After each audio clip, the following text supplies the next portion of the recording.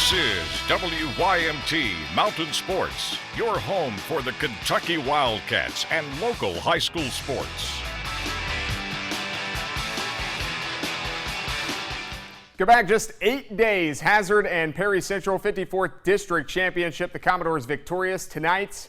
The Bulldogs had a chance at payback, and a win in this game is all that matters because it decided who won the 14th region title and is headed to the state tournament. Braxton Cotton game, and the Commodores looking to beat Hazard again. We start with some great defense by the Doors. Rudy Aikman right back to the pitcher. Evan Hurd and Dylan Fields ends up turning the double play. Hazard lead stays at 2-1. Top seven, same score. Devin Morris takes the pitch. That's ball four. Ronnie Long loses it under his feet. The throw to third to get the run stealing gets away, and here comes Kobe Cumbo, and with authority, he stomps down on home plate, and Hazard's got the 3-1 lead. We go to the bottom of the seventh. Perry's last chance. Cotton game. Connects on the changeup. That ball goes through, and he's on with a single. Next batter is Long. Griffin Wells strikes him out, but a wild throw to first. Uh-oh. Here comes Cotton game. Go, no, go, go, go, go. Hazard 3, Perry 2. We got a one-run game. This is all happening with 2 outs. Next batter is Brody Dixon down to his last strike. Check swing.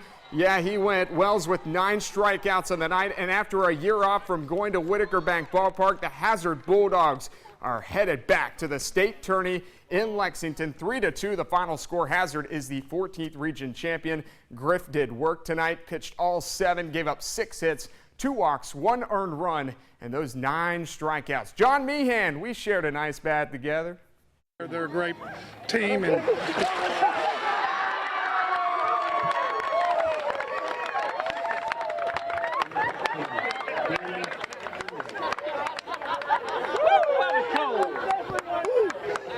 hats off to that team over there, Bobby, Keith Dixon.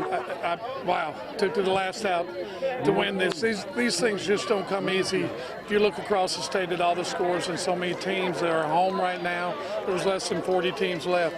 And like you said, last year was very disappointing. It took 2 months to get over it. And we worked from day one. Get away from me.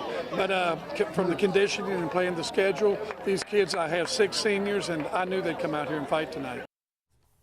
Now to softball. Shirley Beard has built a dynasty in Irvine. Come June, it's always about the Estill County Lady Engineers. They've won 4 straight 14th region titles and have made 9 out of the last 11 state tournaments. Could Wolfe County knock Estill off its tracks?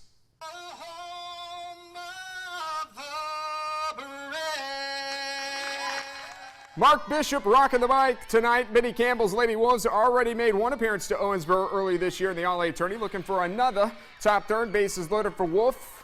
McKeely Muncie walks Brittany Ross, and Haley Smith scores 1-0. McKinley Meeks gets the run back in the bottom half, smashes one into left field. Haley Puckett, she told me before the game, film me in center field, Jamie. Well, I didn't get that, but I did get you running home for the score. Hashtag that's better. 1-1 game. 2 batters later, Taylor, Page, Wiseman knocks one into left as well. Meek and Muncie scoring for the 10th time in 12 years. Shirley Beard's Estill County Lady Engineers are going back to the state tourney. 9-1 the final score over Wolfe County. I caught up with the team at Applebee's because that's what happens when you have to be in 14 places at once. Well, I'm really excited. This is my senior year, so I'm extra excited. I'm glad I take the team back for their 5th year. Well, it's not everybody's 5th year. It's my 4th year, so I'm excited. It feels really great. I mean, I've been a part of this team for 2 years, and like coming up when I was raised, just knowing that Estill softball is great, and just feels so good to be part of it. Applebee's, always a good spot to eat in Hazard. Finally, the 13th Region Softball title game tonight featuring a rematch of the 49th District Championship. A week ago, North Laurel knocked off Clay County, and it only took 1 run. The Lady Tigers lost to North Laurel 1-0 in the district final, looking for revenge all summer 16 in the 13th Region Championship. Lady Tigers already up 3-0 in the second. Tracy Hubbard scores on a wild pitch. Come on, come on. It's 4-0, Clay County. What? Later in the inning, Brianna Owens doubles to left center. Maddie Frazier is able to score easily from third. And how about Clay County going up 6-0 on North Laurel? But North comes storming back. Michaela Byers lines a run-scoring double into the gap, chasing home Kaylin Yance. And the Jags are just down by 2. Now 6-5 in the 5th. Freshman Rebecca Riley. Bye. Just jacks one over the fence to put North on top for good. Celebration at home plate. North Laurel's going back to Owensboro. 11-6, the final over Clay County. You know, I'm just happy for my kids.